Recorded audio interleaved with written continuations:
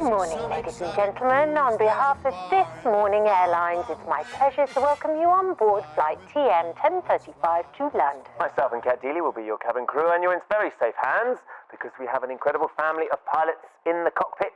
Husband and wife, Henry and Hayley Brewis, and Henry's brother, Captain Tom Brewis. After clocking up more than 100 years of experience between them, they're joining us to share their stories from the flight deck, as well as to debunk some of the biggest myths about flying. Well, we run and run with a theme here, don't we? Good morning. Good morning. Good morning. How are you? Yeah, very well, thank you. Very well. So let's start off with you, first of all, Henry and Tom. So you were originally going to kind of be doctors. Everybody thought you were going to... That was what the family tradition was. Our father was a doctor, our uncles were doctors, our Right. grandfather, great-grandfather were doctors, and that Wow. was kind of the way we were heading, but Right. didn't really want to do that. Yeah, what happened, Tom? How did you both get smitten by... Well, I actually went flying with one of my father's patients, and I thought, this is better than working quite so hard at school.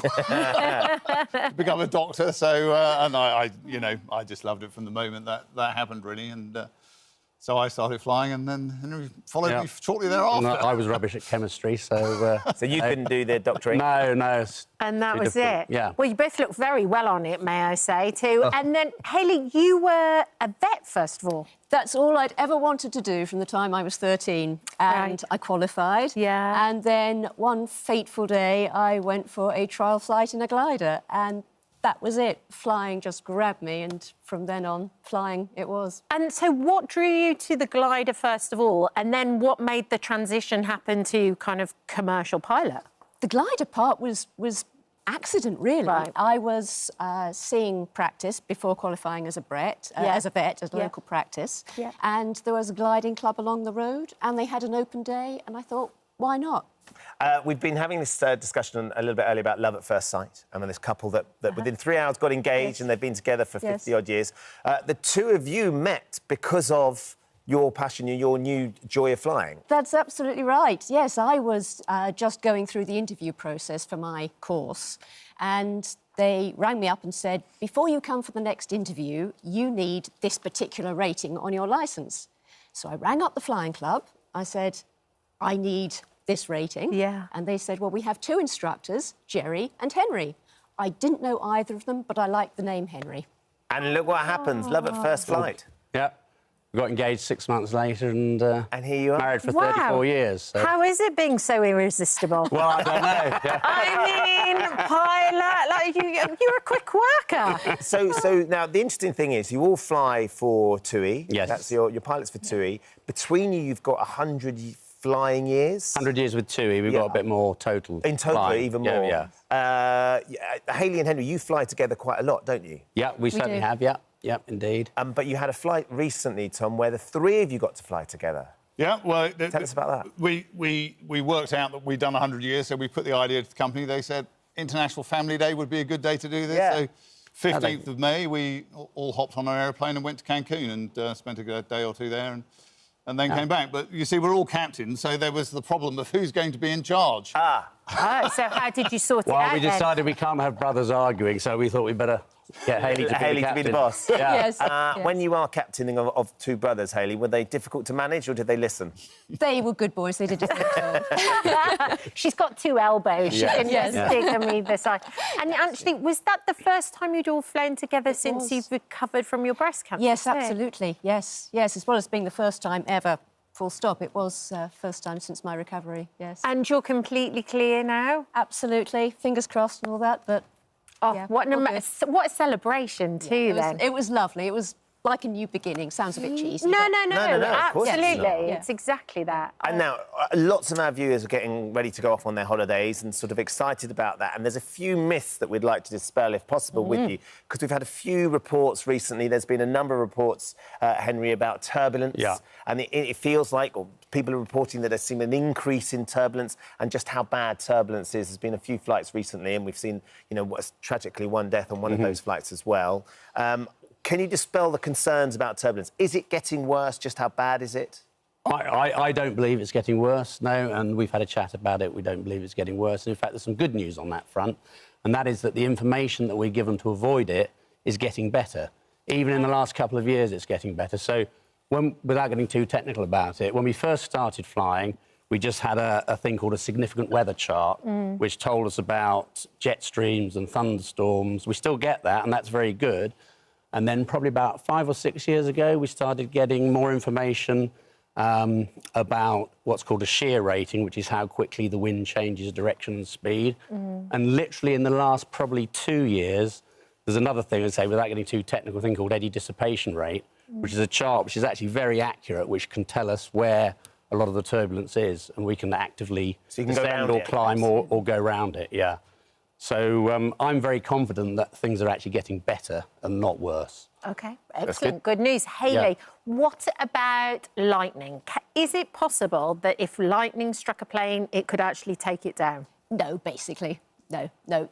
Yes, lightning can strike an aeroplane, but they're designed for that. There are systems in place to make sure that it's not going to damage the aeroplane.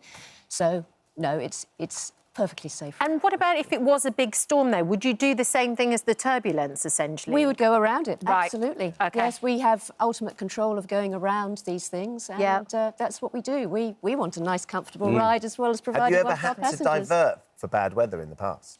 Yes. If necessary, yes, it's very rare, but we will, It can absolutely, happen. if we have to. Yeah. Tom, there is one of the things that's often stated about flying is that it's safer than driving. Is that true? It certainly is, yes. The most dangerous thing you do on the day of going flying is going to the airport and back again, so in your car. It's something like 6 people that die every day in cars in the UK and 3,500 people worldwide. But you don't get to hear that on the news, do you? No, of course not. But anything slightly happens with aviation and it's all over the news. Yeah. Last year was the safest year in the IATA figure said something like 70 people were injured or killed last year in flying worldwide. And that would be millions and millions of flights. Absolutely. Absolutely. Yes. And you know, we've heard tiny how many people on the roads a day in the UK. It's it's a completely different order of magnitude. Yes. OK. Yeah. What about, Henry, the recirculated air in the aeroplane? Everybody always goes, oh, there's so many germs around. got off the plane with and a cold, I or I felt got so off it, ill. And... Yeah, there are very, very good filters on the aeroplane for a start. Well, let the vet talk about it. Oh, yes. Yes, the vet, Yes. Now, first of all, the aeroplanes are equipped with HEPA filters. HEPA What filter. are they? Yes, they are. Don't ask me what that stands for, but Okay. they are hospital standard filters to filter okay. the air, and I think vacuum cleaners have them as well. Okay. As an aside. Air is recirculated very frequently around the cabin. The air changes are equivalent to a hospital operating theatre. Oh, wow. Okay. So with the filtration and the rapid changes of air and also the direction in which the air comes in the cabin, it's filtered down around the sides. So it doesn't go across everybody's heads. It goes down and then is exhausted at the bottom. So, in actual fact, you are far more likely to pick up a bug in your local supermarket than you are on an aeroplane.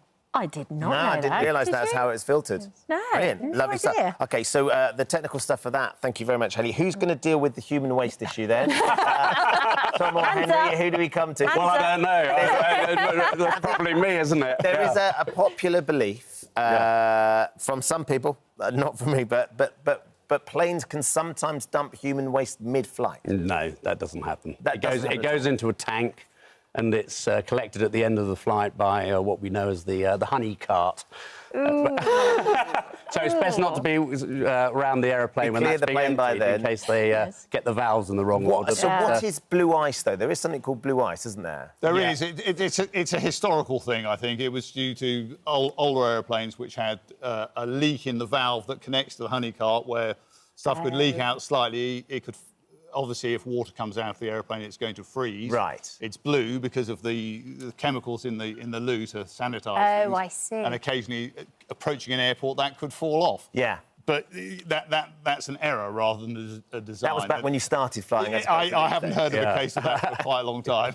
And most importantly of all, how do we get an upgrade? Let's cut to the chase. Oh, no. An upgrade. Speak very nicely to the cabin crew. That's not our. That's not our. That's Not your department. It's a different sort of honey. We always But look after that. So I think that's an interesting point, though, isn't it? The nicer you are, it's the cabin crew that have the Absolutely, ability to yes. upgrade if there is an opportunity to upgrade, so keep sweet with them. They are genuinely doing their best to give you a lovely flight. And our crew are fantastic, I just want to say that. Yeah. Yeah, second to none.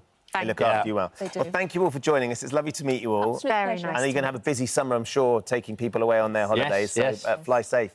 Thank you you very very much much. indeed. Thank you very much. Thank you for visiting our This Morning YouTube channel. We upload new content every day, so go ahead and hit that subscribe button so you don't miss out. And we'll see you in the morning.